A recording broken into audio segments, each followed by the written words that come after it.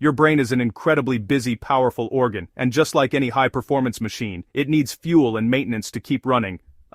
It gets this support from a constant supply of blood and a special fluid that acts as its personal bodyguard. Two main pairs of arteries are responsible for delivering all the oxygen-rich blood your brain cells crave.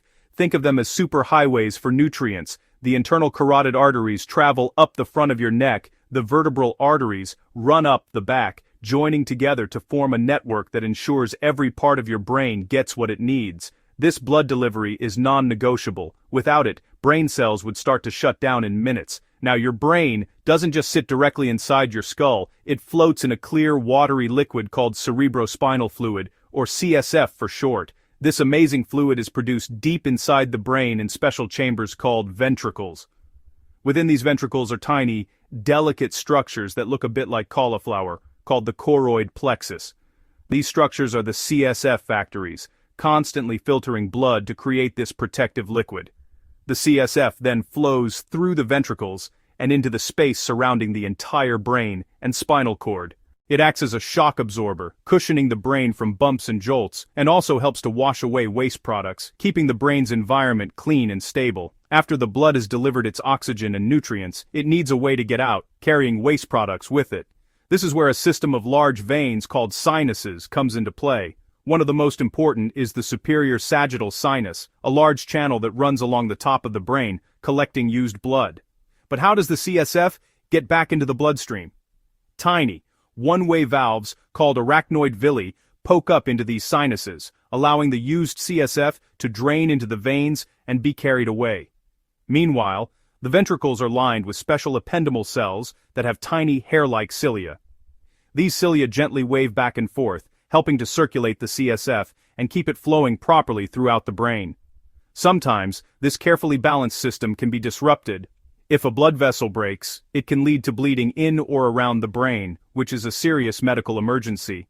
A bleed that occurs between the skull and the brain's tough outer layer, the dura mater, is called an epidural hematoma. If the bleed happens underneath the dura, it's a subdural hematoma. Both situations create dangerous pressure on the delicate brain tissue. This is why protecting your head is so important. It's all about keeping the brain's vital life support systems intact and running smoothly. Consider this. Science is cool. When you picture a brain, you're probably thinking of the cerebrum. It's the largest, most wrinkly part, and it's responsible for higher-level thinking, solving math problems, creating art, planning your day. The cerebrum is divided into two halves, left hemisphere, right hemisphere, connected and communicating via commissures. The outer layer is the cerebral cortex, gray matter packed with billions of nerve cells. Underneath is white matter, bundles of nerve fibers like cables sending signals across the brain.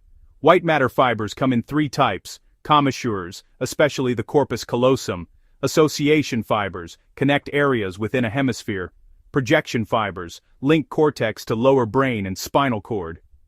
Association fibers example: part that sees an apple, part that knows the word apple. Projection fibers carry commands down to muscles and relay sensory info up to the cortex. The cortex is divided into zones. Postcentral gyrus, the primary sensory cortex, processes touch, temperature, pain, pressure from all over your body. If this area were damaged, you might feel numbness or have trouble telling if something is hot or cold. Just in front, on the precentral gyrus, is the primary motor cortex. This area is like a command center that sends out signals to make your muscles move voluntarily. Damage here could lead to weakness or a loss of fine motor skills. Other parts of the cortex handle senses and language. Deep in the back, the occipital lobe houses the visual cortex, dedicated entirely to making sense of what your eyes see. On the sides, the temporal lobes contain the auditory cortex, which processes sounds. For most people, language is handled mainly on the left side. Broca's area in the left frontal lobe is crucial for producing speech. It helps you form words. Nearby in the left temporal lobe is Wernicke's area, which is essential for understanding language. Together, these areas allow us to have complex conversations, all thanks to the incredible organization of the cerebrum. A key group of these structures is the basal nuclei, or basal ganglia. These clusters of gray matter are crucial for controlling movement. They don't start movement, but they help refine it, making it smooth and purposeful while stopping unwanted twitches or tremors. They work using a delicate balance of chemical messengers like GABA and glutamate. Nearby, a structure called the substantia nigra produces another vital chemical, dopamine, which helps the basal nuclei function. When dopamine levels drop, it can lead to Parkinson's disease, causing the slow, shaky movements characteristic of the condition. Sitting right in the middle of it all is the thalamus. You can think of the thalamus as the brain's grand central station or switchboard operator. Almost all sensory information coming from your body, touch, sight, sound, taste, makes a stop at the thalamus before being routed to the correct area of the cerebral cortex for processing. The thalamus sorts through this flood of incoming data and directs it where it needs to go. There's one fascinating exception: the sense of smell. Olfactory signals bypass the thalamus on their initial trip to the cortex, which might be why certain smells can trigger such powerful, immediate memories and emotions. Just below the thalamus is a tiny but mighty structure called the hypothalamus. Though small, the hypothalamus is the master regulator of your body's internal environment, a state known as homeostasis. It's your body's thermostat, controlling your temperature. It's also in charge of your feelings of hunger and thirst, telling you when it's time to eat or get a drink. The hypothalamus links the nervous system to the endocrine system, your hormones, and works closely with the autonomic nervous system to manage involuntary functions like your heart rate, blood pressure, and digestion.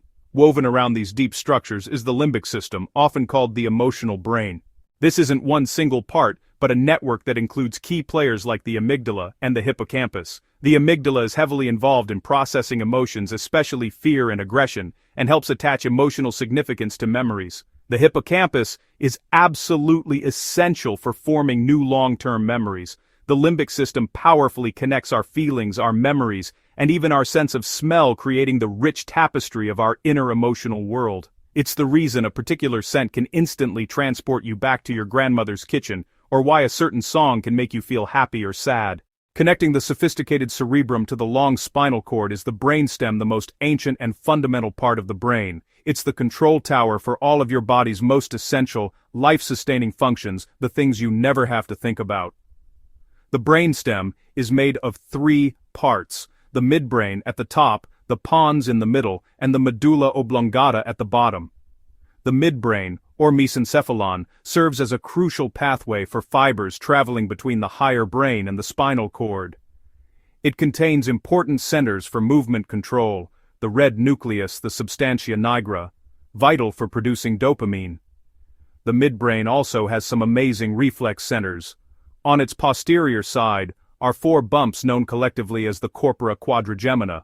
The top 2 bumps, the superior colliculi, are visual reflex centers that control your eye and head movements, allowing you to instinctively track a moving object. The bottom 2, the inferior colliculi, are part of the auditory pathway and are responsible for your startle reflex, that automatic jump when you hear a loud, unexpected noise.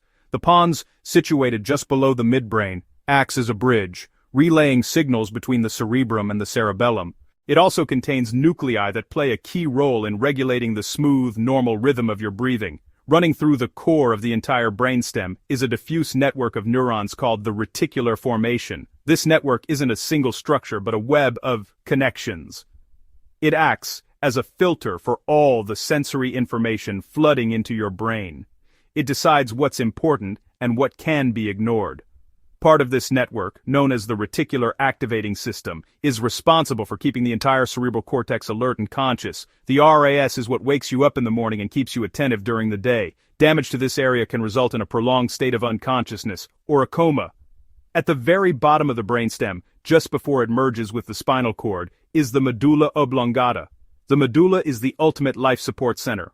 It contains the cardiovascular center, which adjusts your heart rate and the force of its contractions, as well as the diameter of your blood vessels to regulate blood pressure. It also houses the respiratory rhythmicity center, which sets the basic pace of your breathing. Because the brainstem controls these absolutely essential functions, an injury to this area is often catastrophic. Your brain would be in the dark without a constant stream of information from your body and the outside world. This information is gathered by an army of specialized sensory receptors. We can group these receptors by what they monitor. Interoceptors are the internal spies: blood pressure, bladder, stretch body chemistry.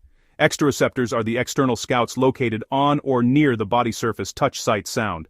A third group, proprioceptors, constantly report on position and movement in your muscles and joints, giving your brain a sense of orientation in space. These receptors come in many forms. In your skin, Meissner's corpuscles, Merkel cells, Pacinian corpuscles, free nerve endings.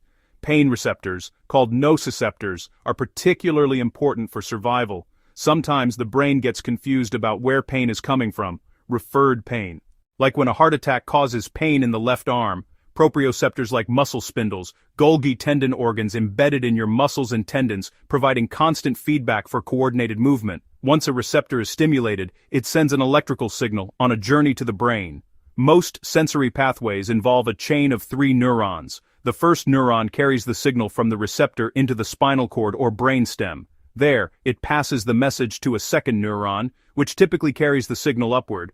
This is often where decussation, or crossing over, happens. The signal crosses from one side of the body to the other. This is why the left side of your brain controls the right side of your body, and vice versa. Finally, the second neuron synapses with a third neuron, usually in the thalamus, which then relays the signal to the correct spot in the sensory cortex. Different types of sensory information travel along different tracks. Fine touch, vibration, proprioception. These travel in the posterior columns and cross over in the medulla. In contrast, pain temperature, crude touch, travel in the spinothalamic tracts and cross over almost immediately upon entering the spinal cord. Motor commands going down from the brain also follow specific pathways. Many of these signals travel down the corticospinal tracts and cross over at a spot in the medulla called the pyramids. This complex crisscrossing network of pathways ensures that all this vital information gets where it needs to go, quickly and efficiently. Let's keep exploring it. Science rules.